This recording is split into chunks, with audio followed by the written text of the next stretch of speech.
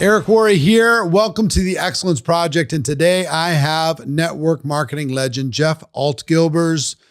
He has been around the profession for decades and has so many lessons on how to grow a business, how to grow organically, how to dig and build an organization, how to open up new countries. We talk about all kinds of things, old technology and new, and what blends, what truth holds over the decades and continues to hold true today. I think you're going to get a lot of value out of it. So with no further ado, let's jump right into my conversation with Jeff Altgilbers. So Jeff Altgilbers, how are you? I'm doing great. Thanks, Eric. Thanks for coming down. Hey, thanks for asking me. I appreciate you visiting Las Vegas so we could do this in person. You are something of a legend in the network marketing space, just from longevity alone.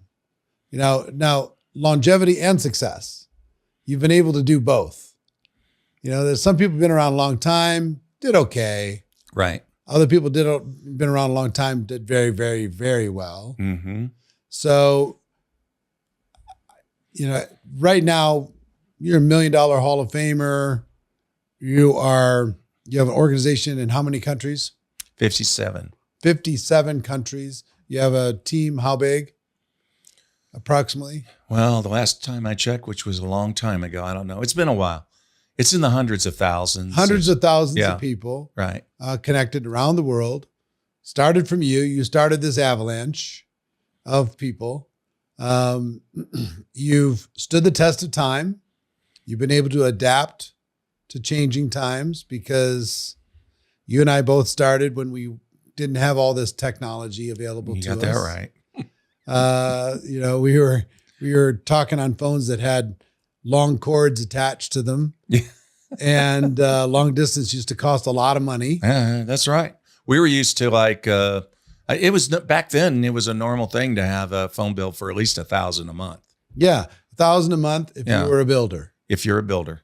Yeah. If not, get off that long distance is killing us. Turn that thing off. Yeah. And then it was the packages we mailed out. And if that came with a cassette or a VHS, that was more. Yep. Back in the game, man. And Good old days. And now all we have is links, ones and zeros. Oh, it's a 1 and 0. We just send out a link and somebody can watch something and they can watch it pull it out of their pocket. They can watch it. Times have changed. Lots of different things have changed. and people don't know how good they got it. They don't. What hasn't changed?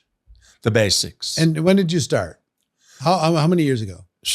I think it was 1977. 77. So that's 47 years? 46, 47 years. 46 years? 46, 47 years ago, you started. And when you say the basics haven't changed, what would you consider the basics to be? The basics, like the invite. I always call it like baseball, right? Baseball has been around, 127 years, and the balls are still round, still only have 4 bases, and they still use bats. Strange. So fundamentals. The fundamentals, base 1, the invitation, base 2, the presentation, could be a meeting, could be coffee, meeting somebody, or it could be sending a link. And then third base, answering any questions they have. And then home, bring them in. Yes or no? That's it. They're either out or they're safe. That's it. And that's people want to complicate it more than that, but that's it. That's the basics. Now, methodology, back when I was in my last company 26 years ago when I started, we did, conference calling. Yep. Freeconferencecall.com. Freeconferencecall.com. Yeah. And then we had hotlines. Call this 800 number, listen to this doctor explain the product, 5-minute listen. And then we'd say, hey, how do you see yourself? Using the product, or can you use money? Oh, you can use money? Great. Welcome to the club. That was it. Right. So simple. Right. So times have changed as far as what we can do in claims. Yeah. Times have changed as far as what we can do in ads. Right. You and I both grew up in the age where we both got started. We'd run ads in the local newspaper, have a little office, Yep. have people come in thinking they were applying for a job. That's right. And you try and convince them that, nope, this is not a job. This is an opportunity. Right. And you get to pay to play. Yeah. Not pay to play. That's the wrong word. Well, but you get to make an investment in starting your business, getting some product, and starting to build a team. You know, That's it. so the four basic things that we do. Tell me if any of these have changed. We sell and we support. We sell products and support the customers. Right. We recruit other distributors and we support them. Mm-hmm. We duplicate the process, so it happens over and over, and we lead the teams that we build. That's right. Have those things changed? No. So how we do them has changed. Right. So technology's gotten a little bit more sophisticated. Right.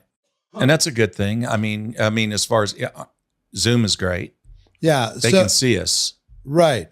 So would you say you were slow to adapt to technology, fast to adapt to technology, or kind of just down the middle?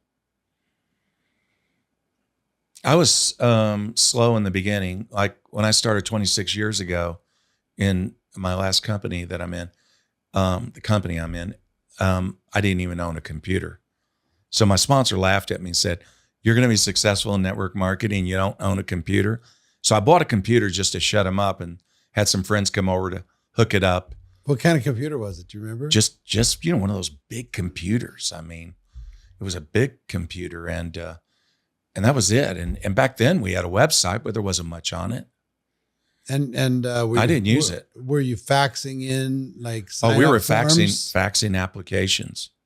So you'd get an application, you'd fax it into the company. Yeah, I would just fill it out for them, their credit card information, send it off. Remember when fax used to feel like it was a miracle? Yeah. Like you're like literally taking this piece of paper and you're transporting it like Star Trek through the air, and it comes out the other side. Can you imagine being the person that sold the first fax machine? Like there's going to be somebody else who has a fax machine that you can send them something. But the first one was going to be the only person with a fax machine. You'd have to have some belief that somebody else was going to buy something. Right. And buy a fax machine. Otherwise, why would you ever buy one? That's so right. when you think about all the technology we've gone through in our lives, right? From regular rotary phones, right, to beepers. Did you ever have a beeper? Yes. Did you ever have a 1-800 beeper? No. That went nationwide? No. Ooh, I had an 800 beeper. Well, you're a big time man. It was big time. And you'd have to pull off to the side of the road and find a payphone to call somebody if you got beeped. You know, if there was a code that it was an emergency, you know, people would put in a code and then you'd have to go call them somewhere. So beepers showed up, and then there's big, huge brick telephones. Cell phones.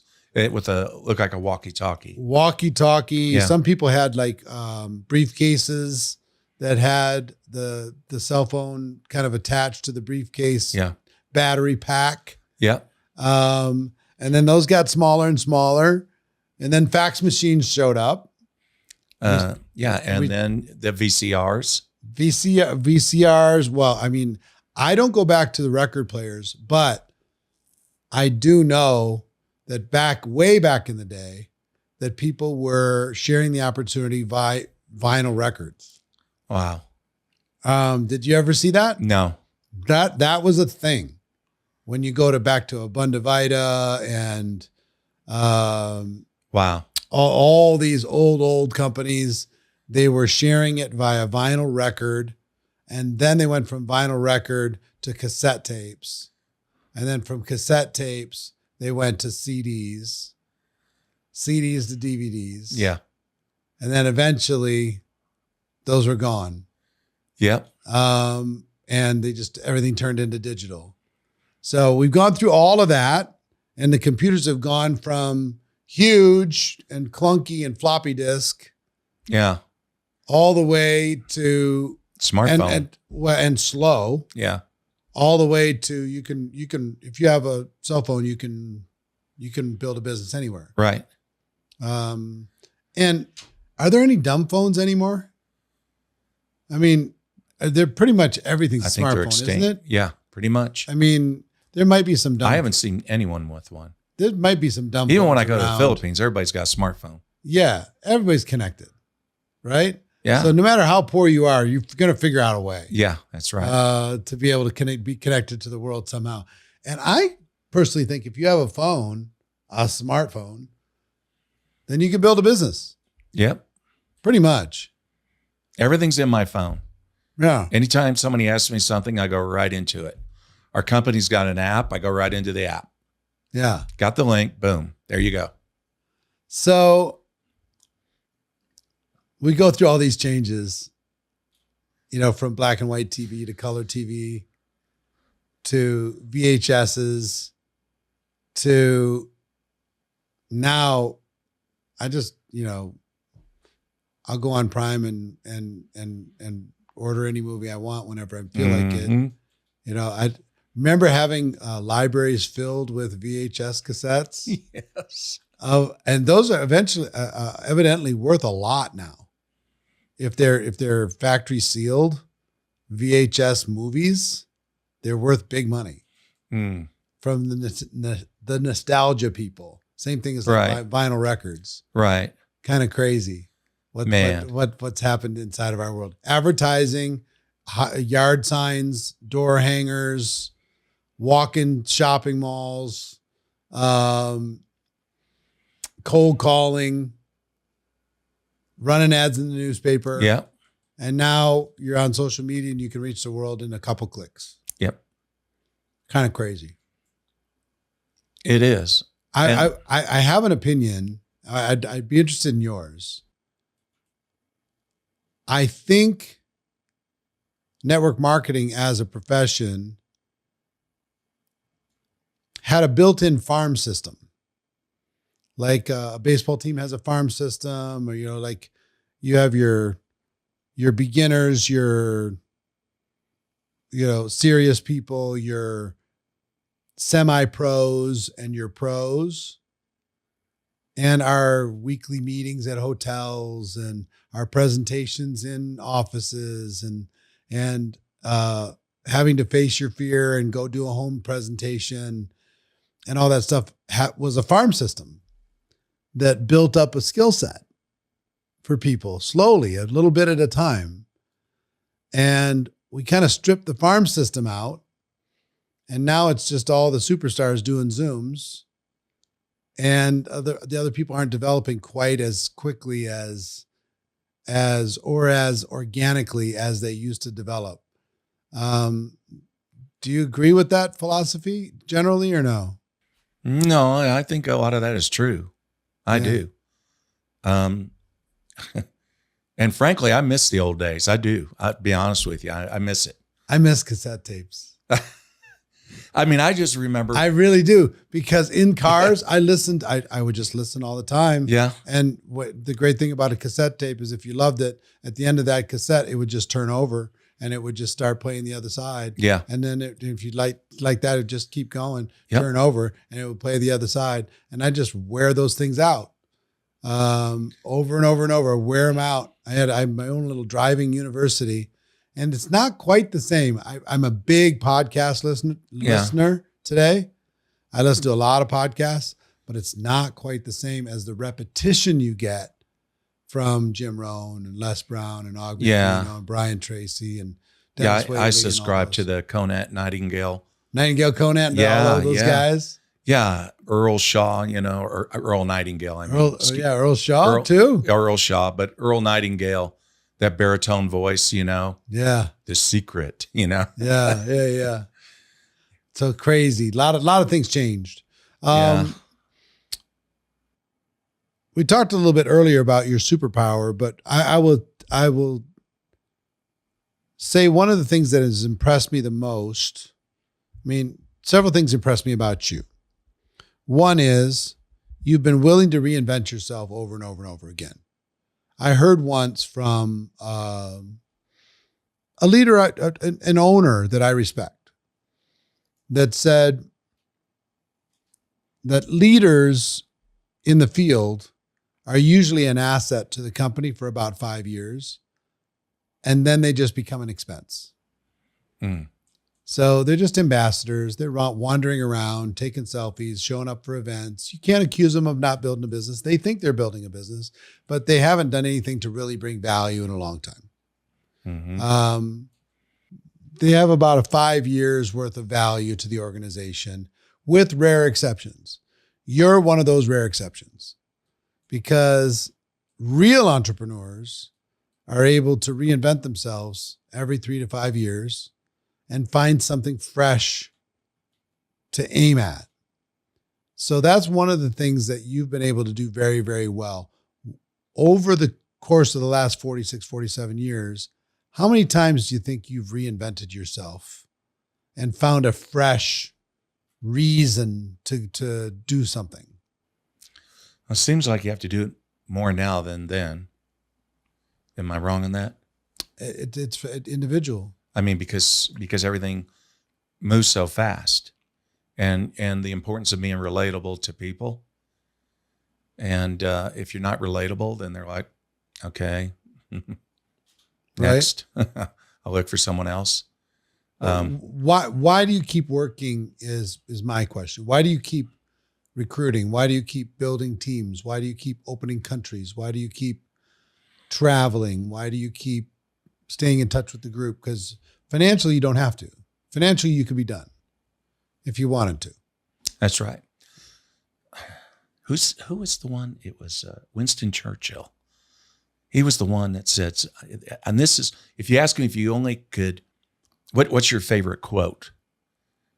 This is my favorite quote. What he said: success is not final. And I never forgot that. And some people live in this illusion that you can just walk away and neglect your business and those checks will just keep coming. I mean, that's it. Put in a few years and you're done, man. That's the biggest lie I've ever heard. The worst meme that's ever happened in network marketing: work 3 to 5 years like other people won't, have the rest of your life what other people don't. Yeah. Worst meme ever, because it's not what entrepreneurs do. That's right. No such thing as work for 3 to 5 years and be done. Build it once, have it for forever. Doesn't exist. So that's my answer to you why I don't quit. Because I know that's true, that success is not final. Now, but you ever get sick of it? No. You ever get bored with it? No. You're never bored.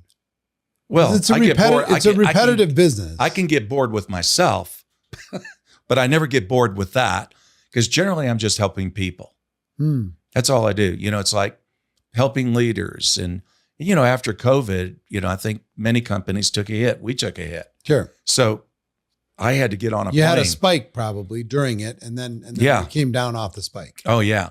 And then everybody was asking the wrong questions and these disempowering beliefs.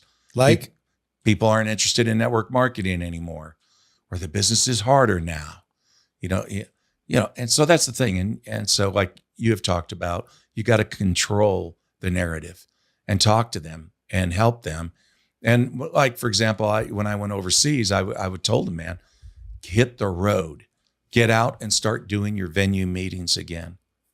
There's nothing like face-to-face, nothing like, especially now, most of my organization, of course, US, but Latin America, and then Asia.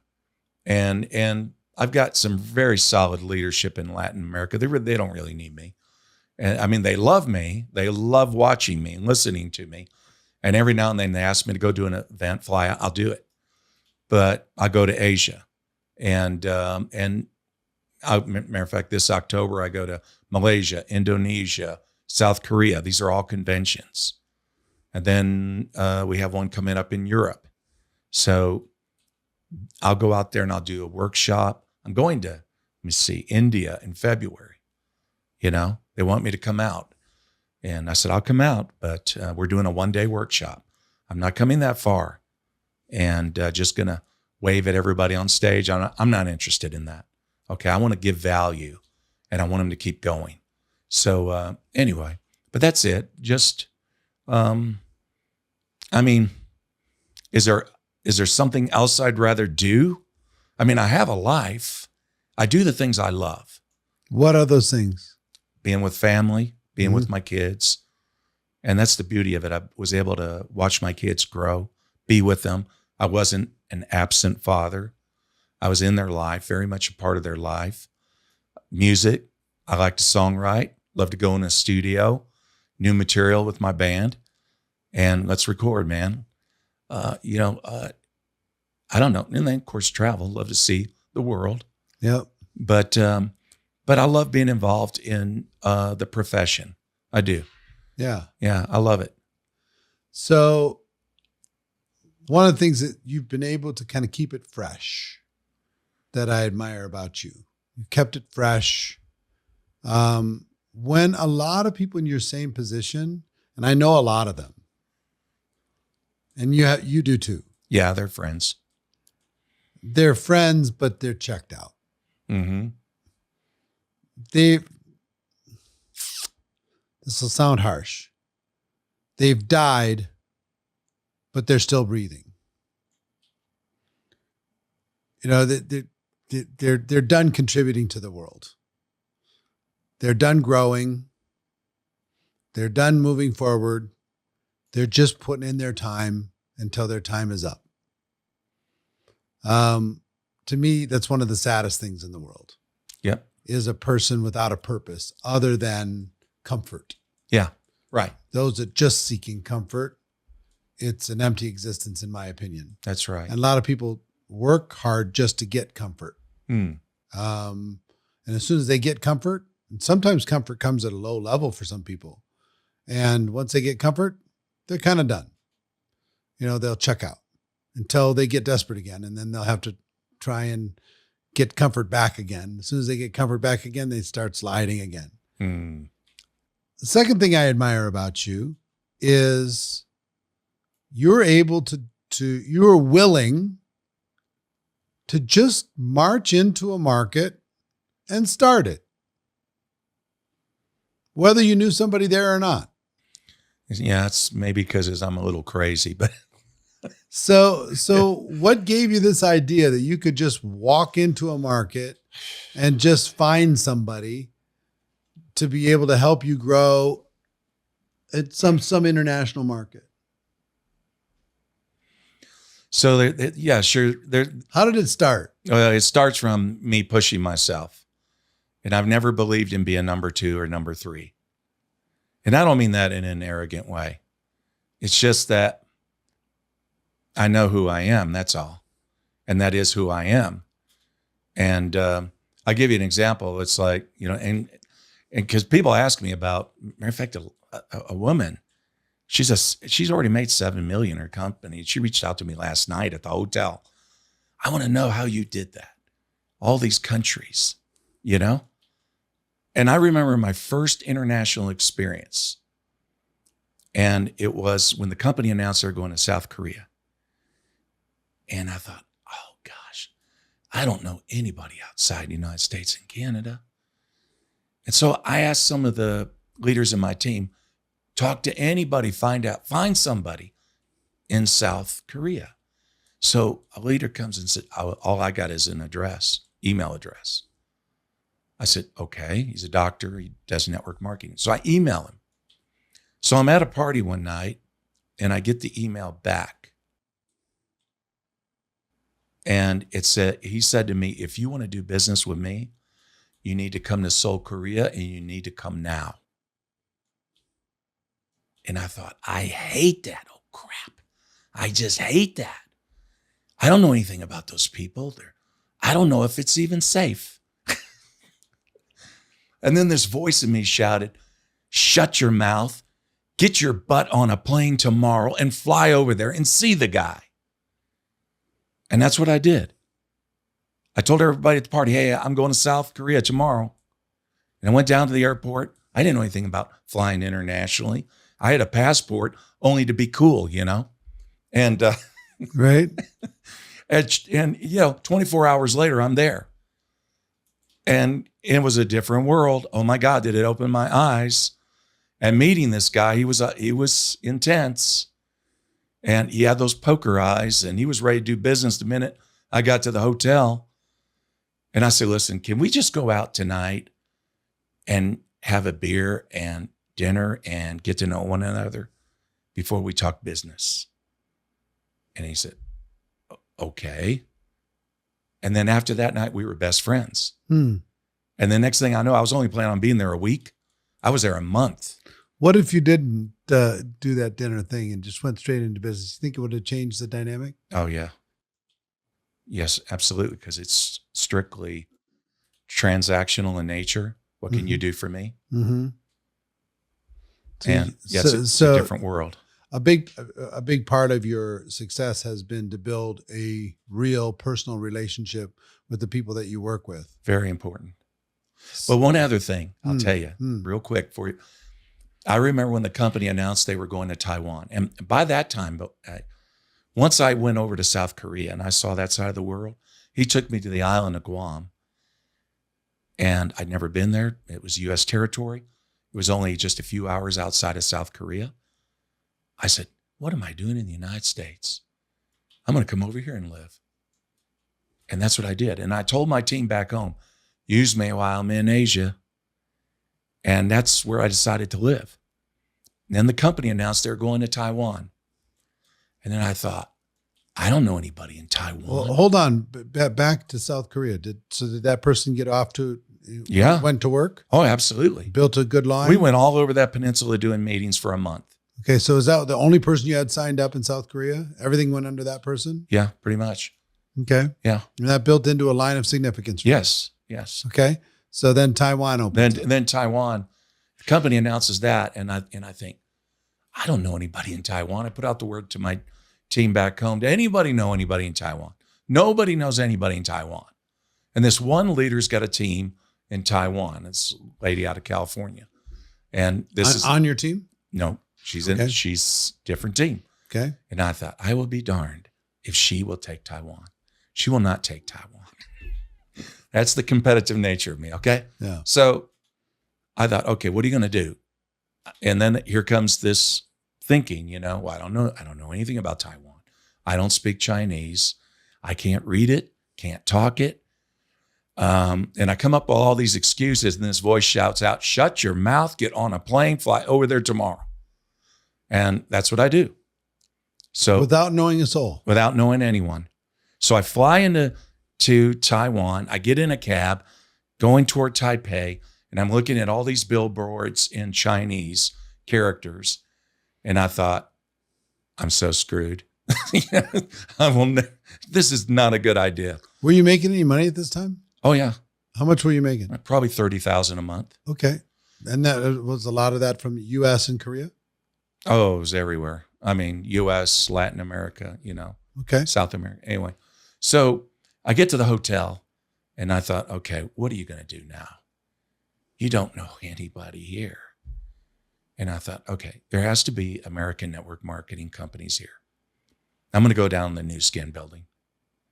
So I go out to the street, cab, tell him I want to go to the New Skin building. He takes me to the New Skin building, drops me off. Beautiful place. Oh my gosh, if they got beautiful corporate offices, right? So I walk in, all this glass, marble, everything. And I go back in this big, large room, see all these tables and all these young Chinese leaders in dresses and suits, business suits. And they got all these marketing boards, and everyone's chatting. And then they look at me and think, my upline blue diamond from America. And so a guy comes up to me, says, and he speaks English, right? So he says, are you our upline blue diamond from America? I said, no, I'm just a tourist. I love New Skin. I think you have a beautiful office, but you speak English.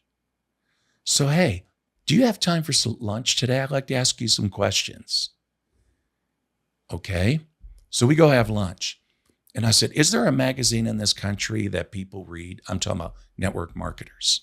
He said, yes, they publish it every month. Would you take me to the publisher? Okay. And so we get in a cab, go. And on the way, I thought, you need a phone number, Jeff. Can we stop and get me a cell phone somewhere with a phone number? Okay. He helps me out with that. Go to the publisher. I lay out the ad, tell her what I want. Then after that, I said, what are you going to do when the phone rings? You don't know their language. So I said, hey, can you use some extra money on the side, Like you could do translation work for me. You could take phone calls and help me with the appointments and translate my presentations. He said, well, I'm doing New Skin. I said, yeah, you do New Skin, but you make money on the side helping me. How about that? As a translator, yeah. Yeah. And he said, okay. And the next thing I know, I'm hopping planes, trains, taxi cabs. We're going all over Taiwan. And I'm meeting people. And then he helped me open up an office there. And on the, Friday night, Saturday night, not much is going on. I always like to go to the piano bars. Are big there. They're really big there. And so that's where I met my wife. So it's about midnight. And this one piano bar I like to go to, it's a classy owner. He likes me to go sing there, the owner. He said, come on, sing at my place. And so anyway, this girl comes up when it's getting late. She said, hey, I'm leaving, but this girl's coming in to play. Stay and meet her. She's a single mom. You'll like her. And I said, okay. And then walked who would be my wife. And then she came up and said, hey, so what would you like to sing? And then finally, when the night ended, I asked her, do you have a name card? How I can connect with you? And so she gave me her card and I left and I flew back to Guam, but she was on my mind. So I wrote her an email. She checks her email once a month. And so then finally she wrote me back because I said, I want to have lunch with you if it's possible. And she wrote me back, we can have lunch under two conditions. One, that I'm a Christian and you're okay with that. Number two, I have a son and you're okay with that. And I wrote her back, I'm okay with both. And that was how it started. And we ended up getting married, got married on the island of Guam. And How long ago? Oh gosh, that was 18 years ago. Okay. Yeah. And so, I mean, so tell me, yeah. So what you still haven't told me how the business got built there. Well, the New Skin guy helped you. Yeah. Then I found leaders. That I could work with. From running the ads? From running ads. Because I go back to what I've done in the past. Yeah. It always worked for me. So you found leaders who are bilingual? No. Really? Some of them were. But again, I would have to use a translator, let him talk, and the leaders could sit and I would present and talk. And there is a great benefit in building a team that doesn't speak your language and you don't speak theirs. Yes. Because they have to do it. Yeah. Yeah. You can come in as a figurehead every once in a while, but when it comes to doing actual work, they got to go do the work. So that was a situation where I went in there and I had nothing. And it was, I don't know, it was like an impossible scenario that I would even win in a situation like that. And I went in there, I mean, when you're desperate, and I was desperate. Why were you desperate? You were making $30,000 a month. When $30,000 a month really, that was a lot of money back then. It was about winning. It's got nothing to do with money. The game of it. The game of it. And I wanted to win. I wanted to go into Taiwan. Who was number one at the time? What's that? In the company? Who were you chasing? At that time? Actually it was. You don't have to say if you don't want to. No. It was a woman. That was Bonnie Taylor at the time. Yeah. Yeah. She's not even alive right now. So, I mean, but at the time, but she had a big ego, she thought she was hot stuff. So I thought, okay, I'm going to smoke her. I'm going to smoke her. So, did you? Yeah, absolutely. I did. That's funny. Yeah. All right. So Korea, Taiwan, what was next? Thailand. Yeah. I went over to, they announced Thailand. I got a name out of somebody and I flew over there and this guy was about 5 feet tall. When I got to the airport, I'm looking for him. I call him up, man, you're not here. Yes, I am. I said, I'm right wave your hand. I'm right at your belt.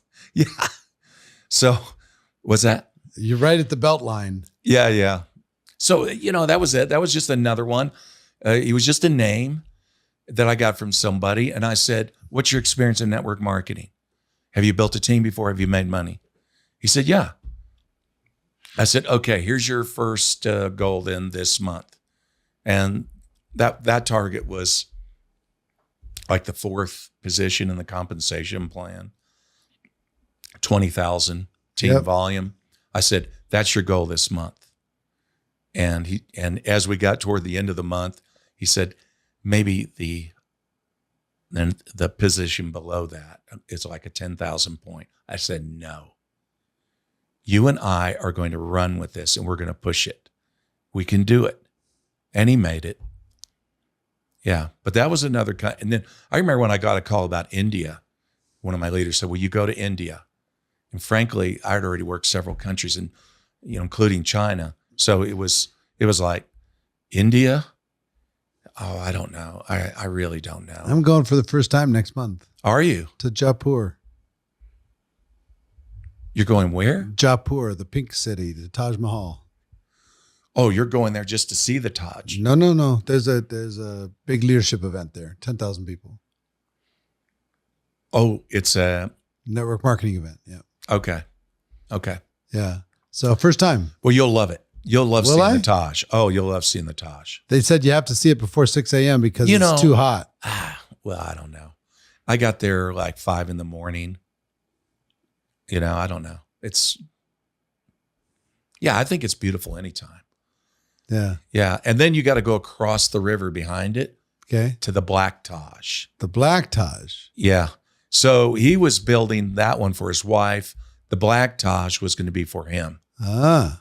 And the thing was, his son stopped him and threw him in jail because he was bankrupting the family. By building the Tajes. So the Black Taj, you'll see the foundation work. Yeah. I got to see the stuff. But anyway, so, and as far as India, that's what we did. We went there. It was pioneering the same old thing. When did you start in India? Oh, India was, my gosh, that was 15 years ago or more. 15 years ago? Yeah. So you got it started there. Got it started. And so in Korea, how many lines did you end up with? Sponsorship 2. lines.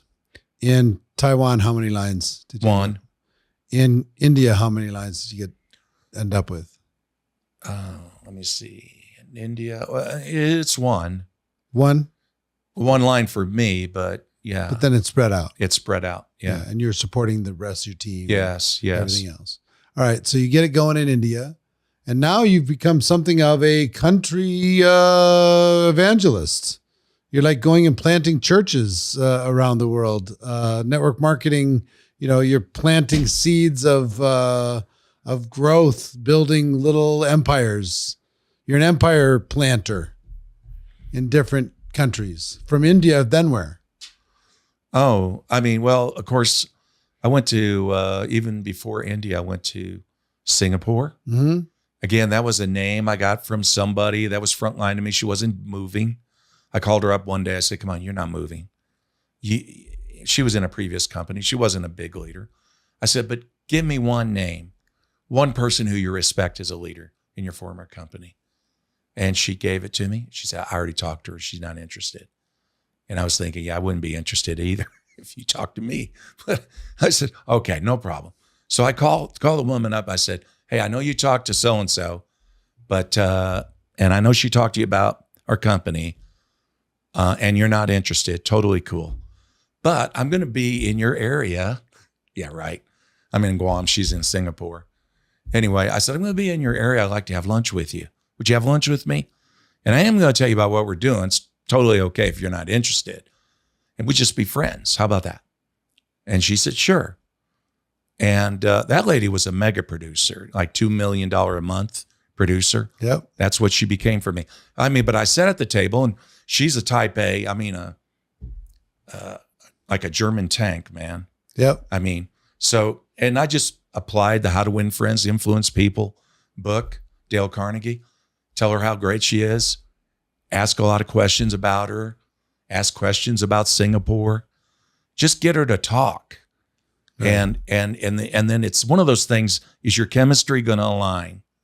And it did align. And then I said, I'm going to be around here for another day or so. Could we have lunch again tomorrow?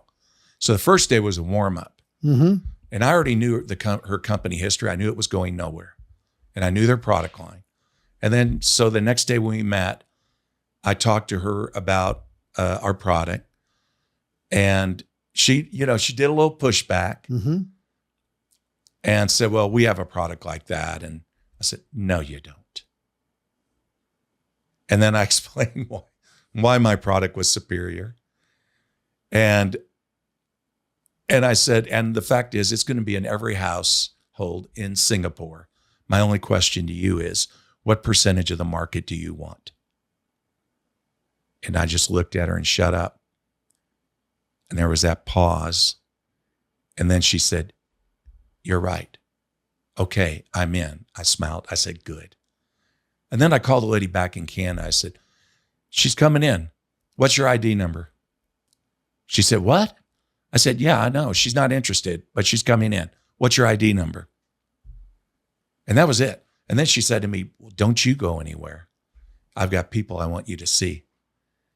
And next thing I know, she was lining up meeting. And they'll book you and book you and book you, won't they? Oh, man. She wouldn't let me go home. And she took me into Malaysia, doing meetings in Malaysia on the back roads. Here we go. And we're not legally in Malaysia yet, but we're going to be. We knew that. So, I mean, it was she was amazing. NFR or whatever, not for resale type of situation. Yeah. Until they got, the documentation done and all that. And then finally it was Indonesia, And that's endless. Oh, it's endless because you got a population there just about as much as the United States. Yeah, just spread over 1,000 islands. Yeah, it's incredible. So all of that was from her. How much of your business today is from Asia versus the rest of the world? Percentage-wise? It's about half, I think. So, and if you didn't build in Asia, would the other half be as strong as it is? Or do you think they'd be a little weaker? No, I think they'd be like they are now because Okay. Yeah, I do. Okay. So 57 countries, you said? 57, yeah. 57 countries. Well, that's what the company tells me. Right. And the checks keep cashing. Always. I mean, 26 and a half years. During this period of time, on average, I have a philosophy when it comes to travel. Right. And when it comes to working with people. Right. If you're in build mode, the number of days you can be away from your home per month consistently without jeopardizing family and relationships and health. I have a number. I have a max number. Really? Yeah. That you can sustain in my head. What is that? I'd be curious what yours is first, that you could sustain month after month, including conventions. I'm talking about all time away from your home, including conventions, including leadership retreats, including all that stuff. If you averaged it all out, how many days per month on average can you be away from your home, not sleeping in your own bed, to keep relationships healthy, keep your body healthy, sanity, family, etc.?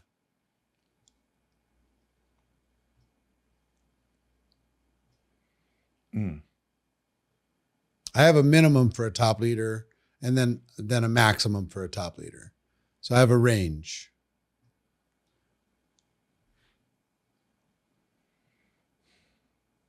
$10 to 12 weeks.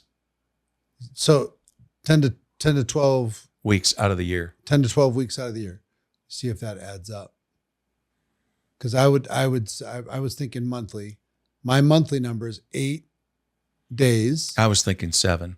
8 days is the minimum I was thinking 7. for a leader, Right. and 12 is the maximum. If you go beyond 12, you start to pay a big price. Right. That's if you have a family. Yes. See, when I did this, I was single. No, that's what I'm saying. If you're single and Yeah. and moving around and doing Yeah. all that stuff, the rules don't apply. Right. You can go see the world. Right. But if you've got a family, you've got relationships, you've got health, you got all Right. that stuff, it's 8 to 12 Right. if you're a player. Right. 8's kind of like you need to do 8. Mm-hmm. If you want to grow your business at all, you need to do 8. You got to show your face in these countries every once in a while and come in and just be an ambassador. Right. And just say hi. Right. Once a year to some of these markets. That's right. Just say hello. And if you're growing, it's like 12. Like if you're like leaning into it, it's like 12. But I found if you go beyond 12, there starts to be strain everywhere. Yeah. That's not good. Yeah. That's not good. You know, here's the thing for the listeners, you know, because I know what some are thinking right now. And that is, well, that's great. You were single when you did it, you know, so you can do that. But I'm talking, married with the family, Yeah. all that stuff. There's a lot of people who travel 5 days a week for their job and they come home for the weekends. But like women, if they have children, they, it's hard. I know. No, Yeah. I get it. And here's my advice on that. Mm-hmm. Because this woman in Canada, she's a perfect example of it. She never left the farm. Mm-hmm. She's still on the farm. Mm-hmm. Okay. And so she connected me to someone in South Korea. I built her a line there. She didn't go there. She's never been there. She connected me to the woman in Singapore. She did not go to Singapore. She's never she's been in over 20 years. Does that create any codependence at all? Like you're building it all for them? I didn't care at the time because I knew I'd get paid on it. Hmm. So it was what I was going to get out of it too. Mm-hmm. And so it was a good win-win for you. it was a good win-win. And so, you've seen this. Yeah. A lot of people fly over to Singapore and say, well, don't go under her because I'm the, Yeah. guru. Sign me up. Yeah. Sign up under me. Yeah, you steal that person. That happens Yeah. all the time. All the time. And I've never done that. Yeah, good Never for you. done that in my Good for you. career. So, but anyway, but the woman, she's still on the farm in Canada. You know what? All these years, this would be 20 plus years. And what's she making? I don't even ask her. I know her checks have been up to 30. Mm-hmm. She's had a good life. Mm-hmm. Still has a good life. But I've got others like her in Yeah. my team, Mm-hmm. people that I've helped out. So you're willing to dig That's for somebody that's what I who's do. willing to make connections. Absolutely. Do you think that's one of your superpowers, digging? That's my superpower. So Working through leaders to find leaders. Tell me how you dig.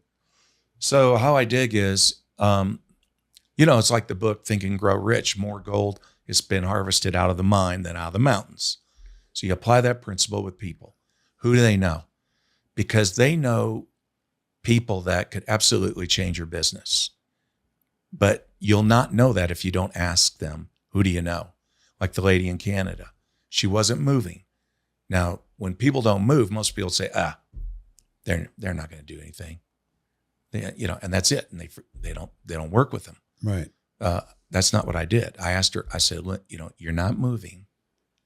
I know, because why?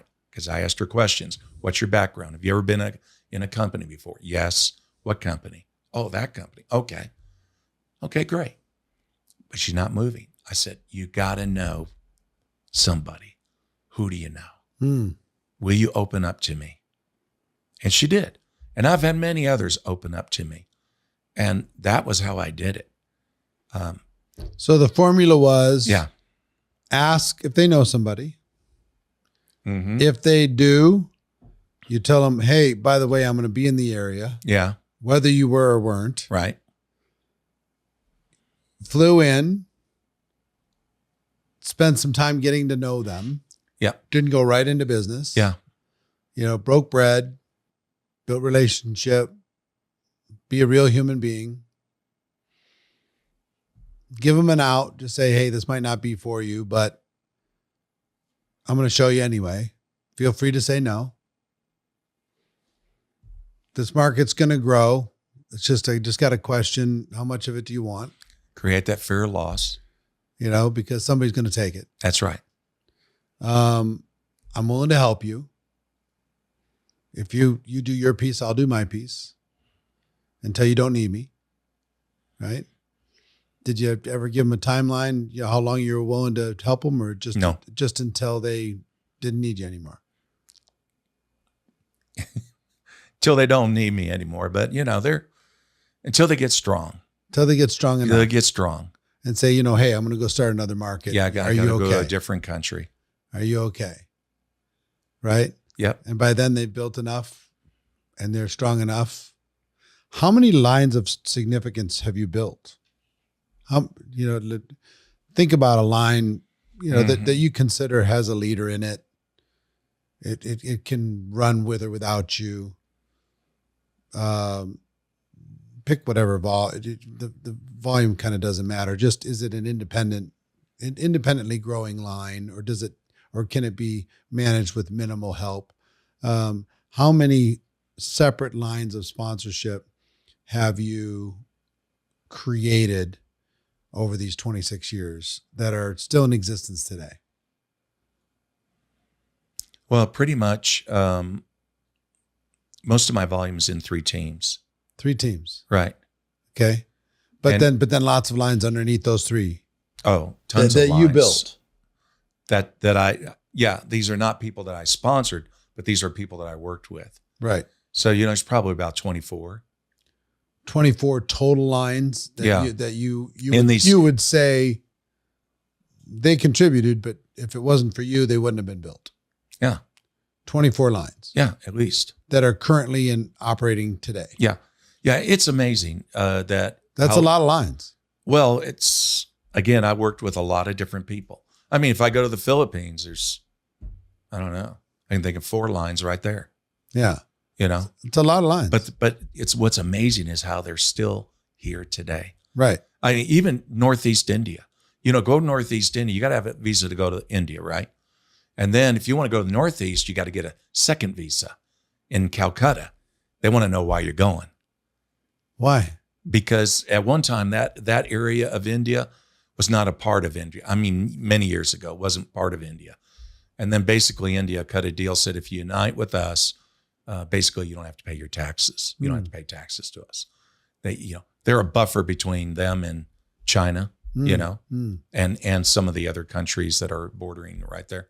And so, but anyway, I can remember flying out there in a propeller plane, and finally landing, and then there's soldiers everywhere.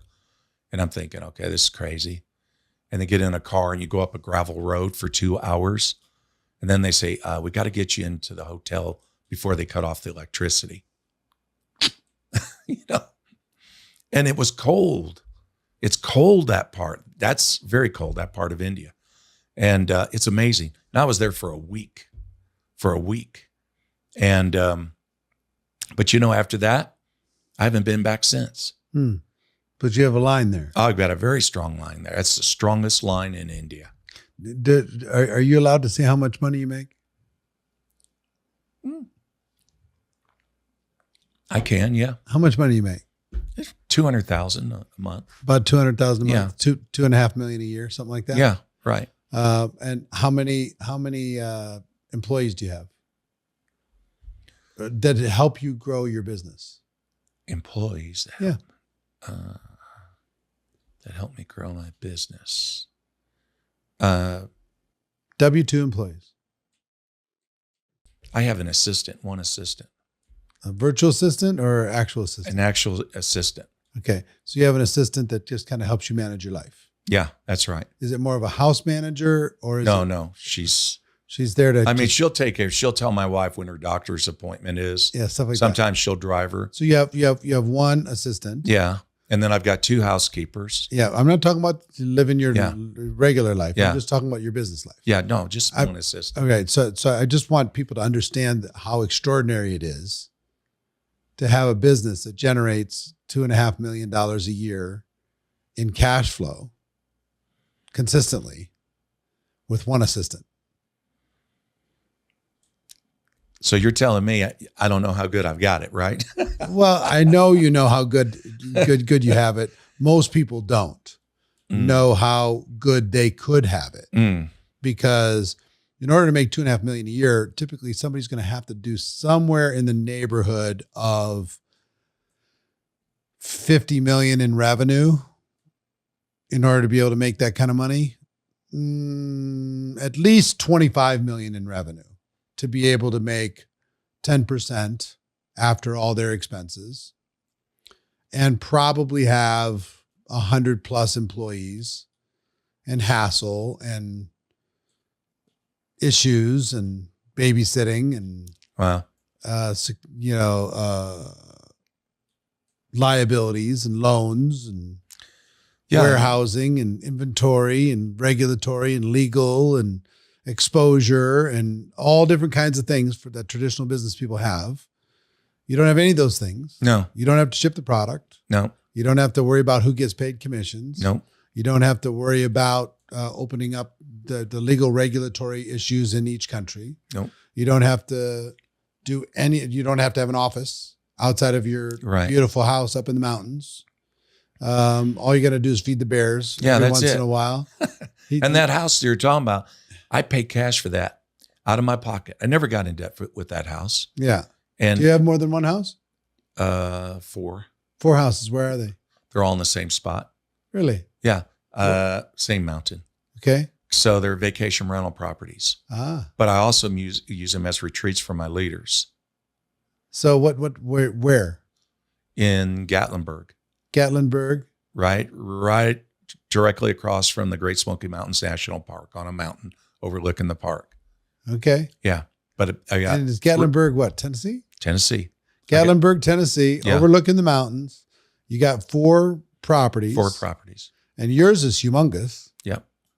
Like huge game room, huge music room, huge fun. When I see your online social media, all the lives and stuff, it just looks humongous. It's a big room. Like how many square feet is the whole place? 11,000. 11,000 square feet. Not counting the decks. The decks are 5,000 for the 2 of you. Yeah. Well, we got 2 sons at home. Okay. Yeah. Okay. How old are the boys? 22 and 15. 22 and 15. So they keep you busy a little bit. Yeah, all the time. Yeah. Is a 22-year-old what's a 22-year-old gonna do? He's still trying to figure it out. Yeah.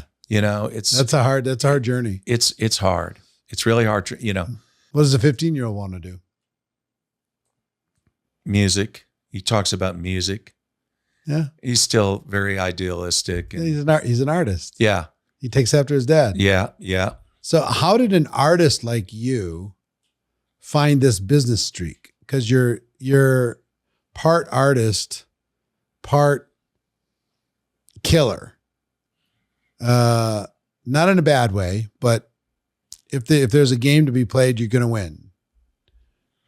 How did you balance the artistry side of things, the softer side of the arts, with the game of winning inside of this business? How'd you balance that?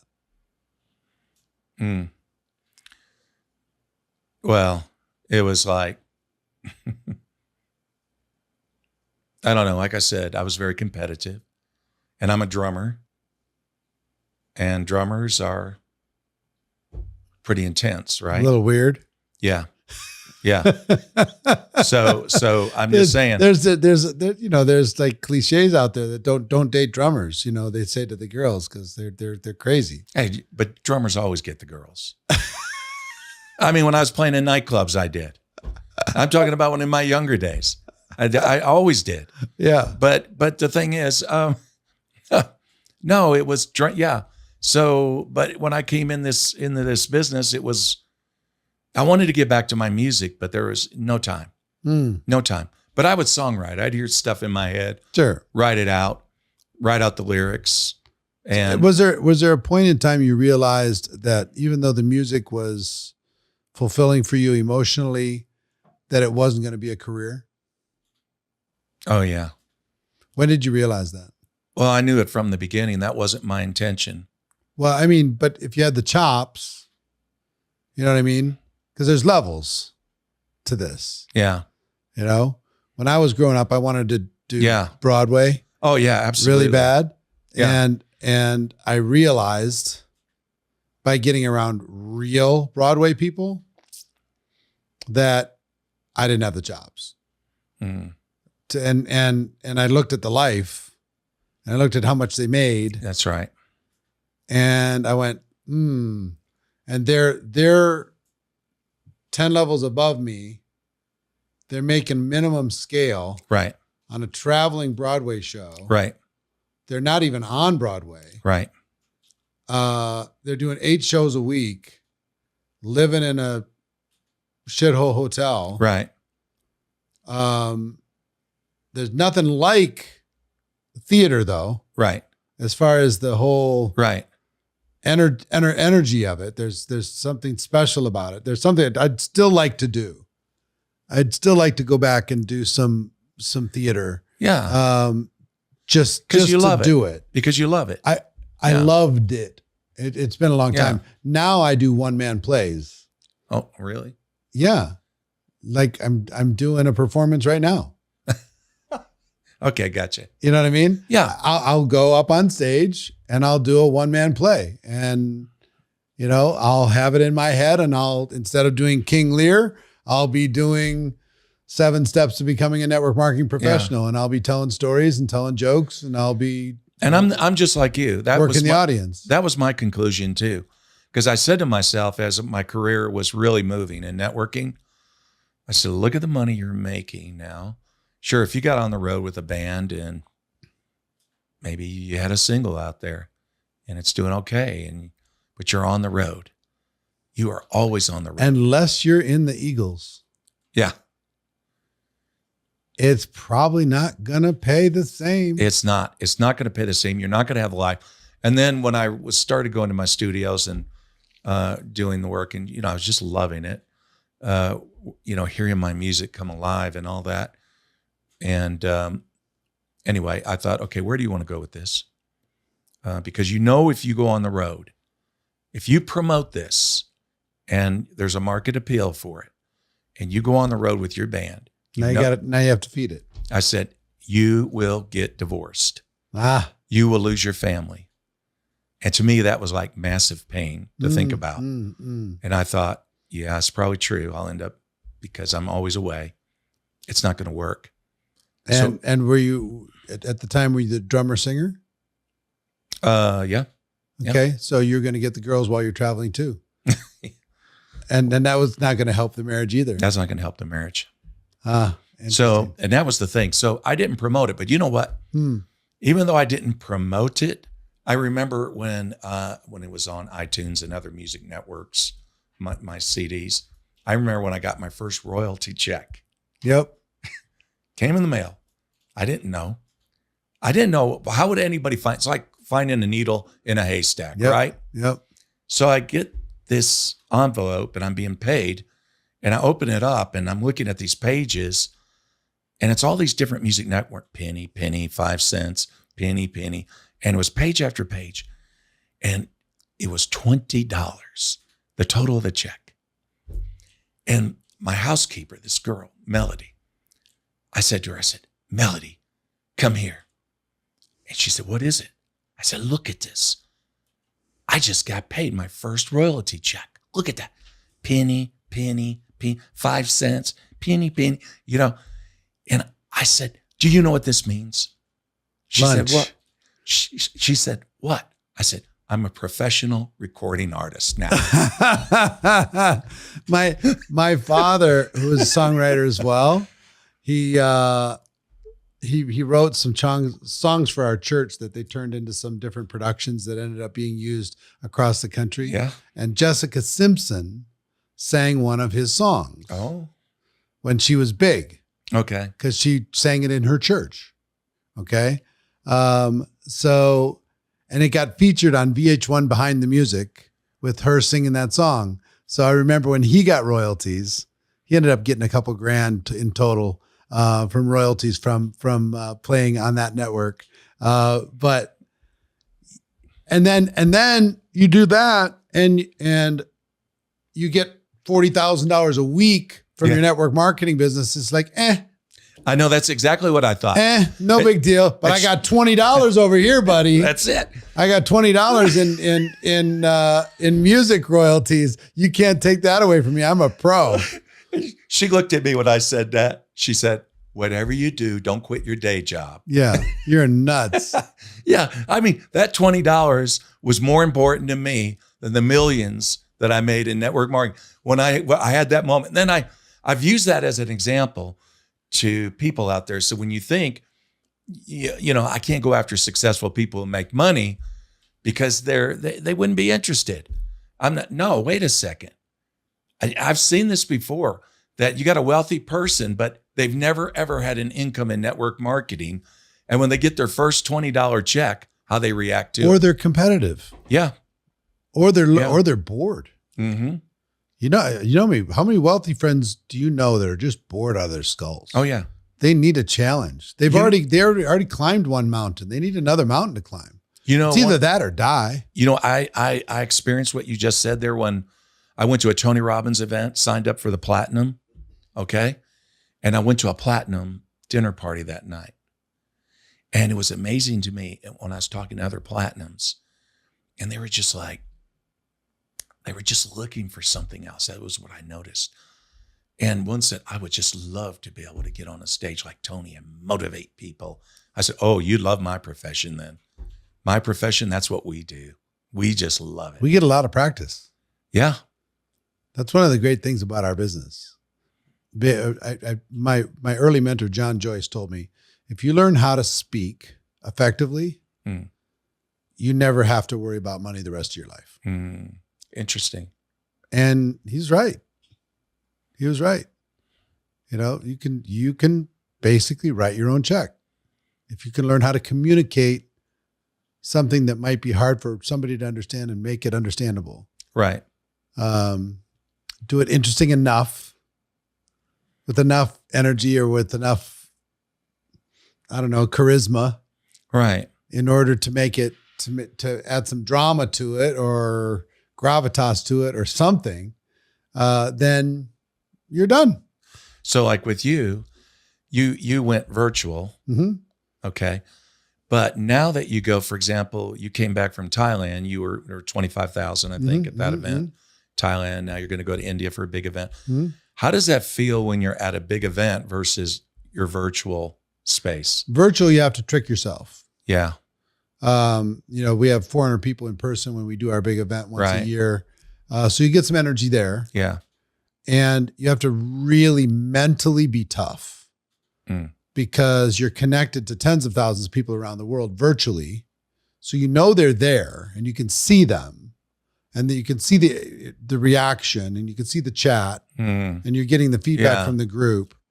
But biggest venue I ever spoke to, Tony Robbins' biggest as well, that he ever did. We spoke together. Myself, him, and Pitbull in this big arena in Germany, 45,000 people. Really? 27 languages. When? Gosh, it's probably... It was a pre-pandemic. Wow. It was a network marketing event? Yep. Okay. 45,000 people, middle of Germany. Wow. And 27 languages. And it was like waves because, you'd tell a joke and then the Macedonians would get it. And then the Italians would get it. And then the Germans would get it. And then the Japanese would get it. So it would just it would go in ripples and waves around the whole stadium. Yeah. But everybody had the same thing in common, So I'm on this humongous stage, and it's such an interesting energy to have that kind of energy come back at you. I remember. Oh yeah. I remember. Yeah, it's incredible. In that event, I like to get off the stage. I used to be just like Jim Rohn. I would stand behind the podium and never move because that's what Jim Rohn did. Yeah. So I just stood behind the podium and never moved. And then I saw people moving back and forth. Yeah. I saw Tony and different people move Right. back and forth. I'm like, I'm going to try that. Yeah. So I started moving back and forth. And I saw some people getting off the stage. And it would and if anybody ever, if you ever been to an event and somebody's speaking, they get off the stage and they come towards you, you change energetically. Mm-hmm. You're like, whoa, they're coming over here, Mm-hmm. right? So in that audience, what I did is I got off the stage and they had the floor seating. So I would walk the entire floor seating and just work section by section by section. They kept a spotlight on me and microphone on me Mm-hmm. the whole way, all the way around. So I was on the stage maybe 20% of the time and off the stage 80% of the time. And I remember one of the times I just decided, for whatever reason, to climb to the top of the stadium and to the very, very top row, the nosebleed row, which was a bunch of Macedonians. And I sat with them while I'm training. I'm training this whole time. And I just sat with them and I trained them and let everybody else watch up on the screens. Wow, that's powerful. And they were just flipping out. They're waving their flags and they're taking pictures and stuff. It was super fun. In most audiences, I can't do it anymore because too many pictures, and that's going to sound bougie, but too many people just flock to get pictures, to get pictures and Right. selfies and surround you, and it becomes disruptive, and security doesn't know what to do, and Yeah. so you got a little bit different situation nowadays, but Yes. Right. but that was fun. That was fun to be able to kind of play off an audience. It's fun playing off an audience. The bigger the audience, the better. Oh yeah. If I was watching on Instagram the top 10 biggest concerts of all time, and one of them was like 7 million people or something, with Rod Stewart was the biggest one live. Wow. There was a bunch of like 1.2 millions, 1.4 millions. For me, the bigger the crowd, the better. Yeah. If there's 6 people in a room, but if there's 60,000 in a room, I am ready to go. I don't know if it's the same with you. You sound like you do great in small groups and one-on-one and all that stuff. I do less good with that.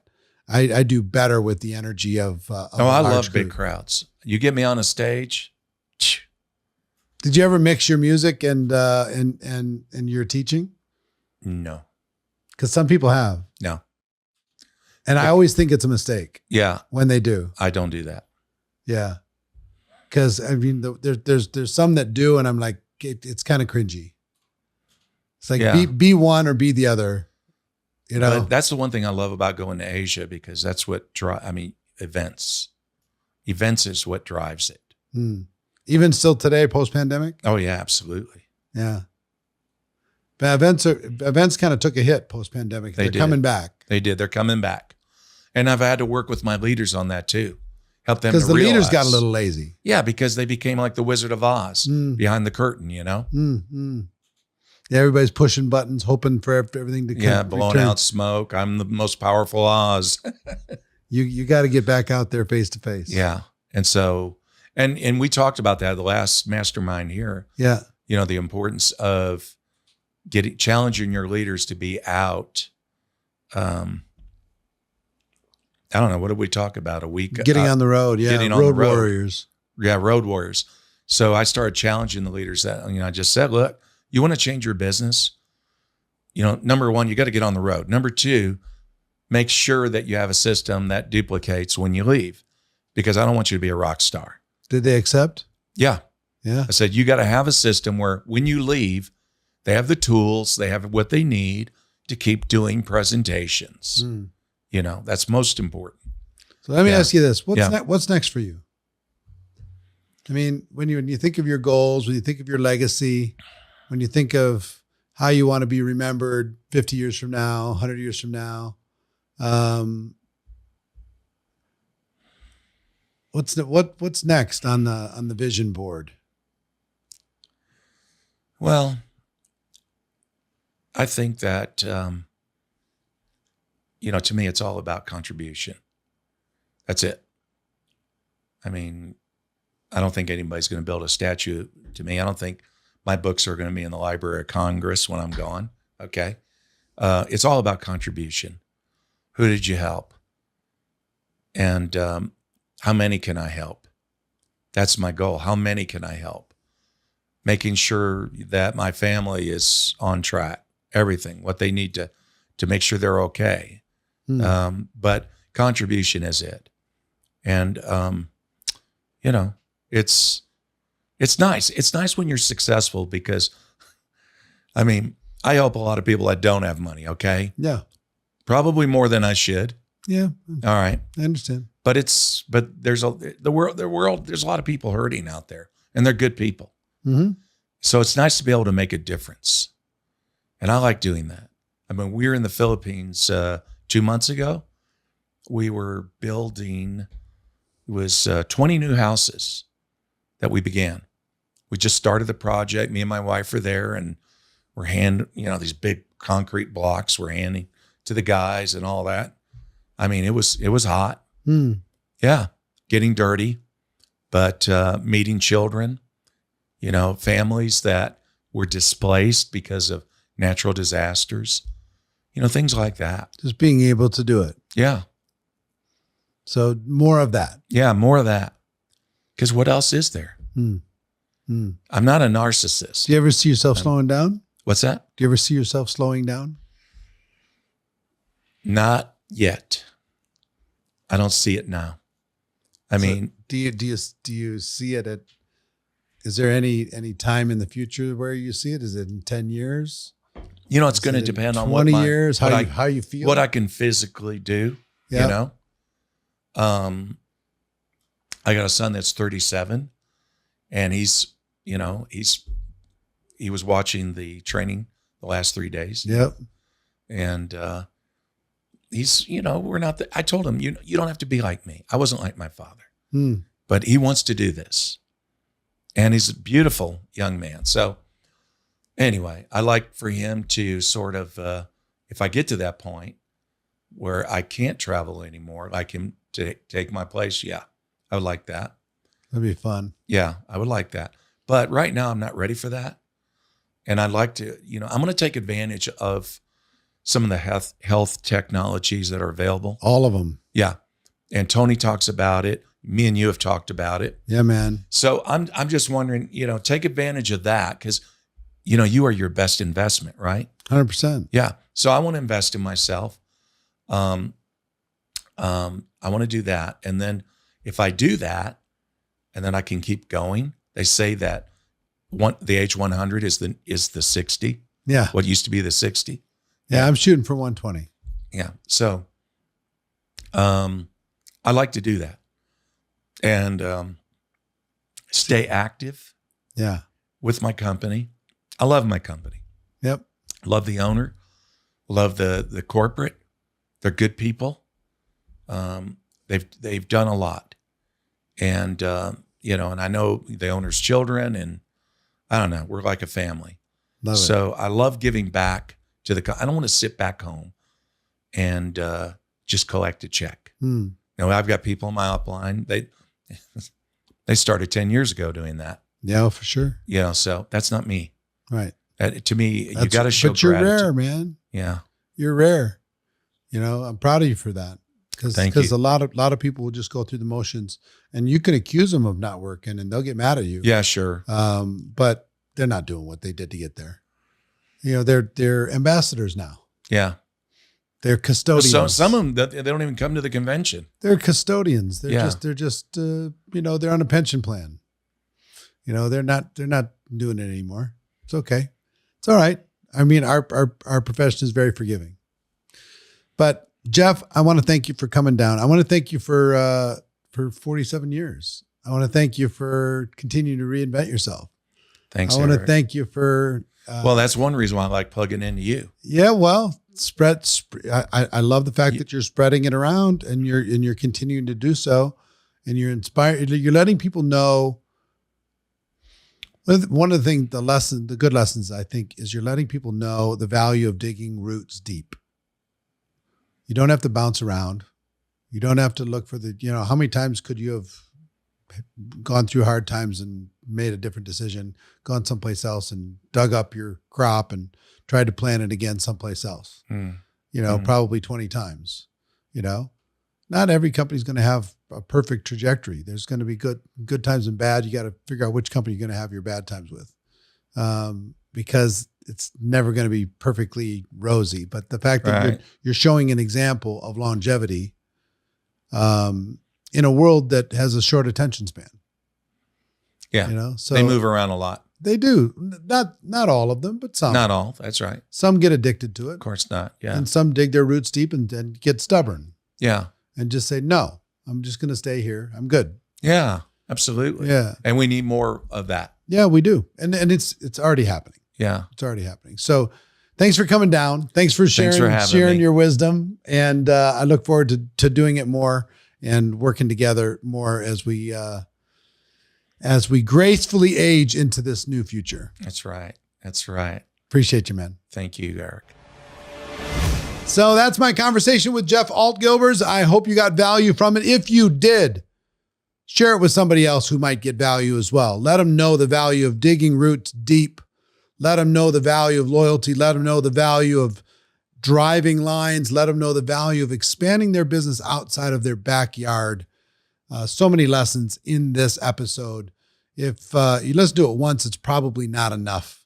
This is one you probably need to listen to again and to share with a friend. But until next time, I hope you have an amazing day, and I'll talk to you soon.